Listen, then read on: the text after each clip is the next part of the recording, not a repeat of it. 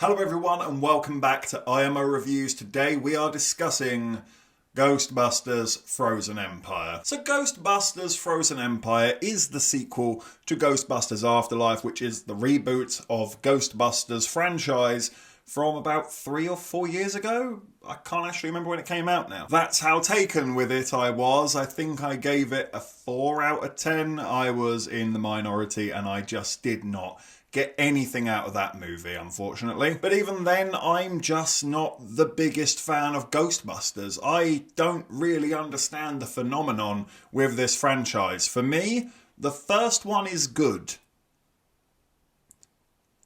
That's it. I don't even think the first one's a 10 out of 10. I just think it's a decent movie. I haven't liked any of them since. So it was impossible for me to go into this movie with rose-tinted glasses and hope for the best. I was absolutely well aware that we are just relying on the name to make money. And that is exactly what Ghostbusters Frozen Empire is. I mean, for starters, there is just so much stuff happening here. It doesn't feel like it links together. It feels like there's 4 or 5 different plot threads going on at the same time, and none of them are interesting. There's too many characters, there's too much talking. They seem to talk such a big game about this villain who then only gets about 20 minutes of screen time and isn't that big of a deal. It's trying so hard to be funny. It's one of those movies that tries so hard to be funny that all it actually manages to achieve is toe-curling cringiness and you begging for it to stop. I like Patton Oswalt, but utilise him better than this. And I feel that about so many of the characters. Why was Finn Wolfhard here? I mean, I actively forgot about him in places. Bill Murray just pops in and out of this movie with no rhyme or reason, and he is coming in with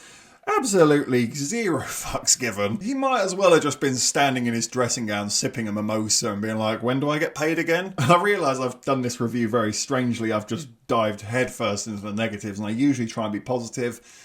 I can say a few positive things about it, but it really is scraping the barrel. At the beginning, there is a small scene in the setup where I actually thought the tension was okay. The sound design is generally fine. Performances aren't great, but I don't think it's the actors. I think the material they've been given is so lazy. It actually feels a bit AI generated sometimes, in the dialogue in particular. Characters make stupid decisions that don't make sense, even though it's well established that they're definitely smarter than this. But nope, they're just going to fall headfirst into that trap. It's just such a slog. It is pointless. I don't know who this is for. I don't know who this is going to please. I cannot imagine anybody feeling the need to rush back out and see it again. It's so unfocused. It doesn't know what it wants to do. So it does all of it and fails at everything. And to be honest, my biggest issue with this movie is its own self-betrayal. Now, I may not have enjoyed Afterlife because I personally thought it was the most creatively bankrupt way you could take a franchise for a reboot.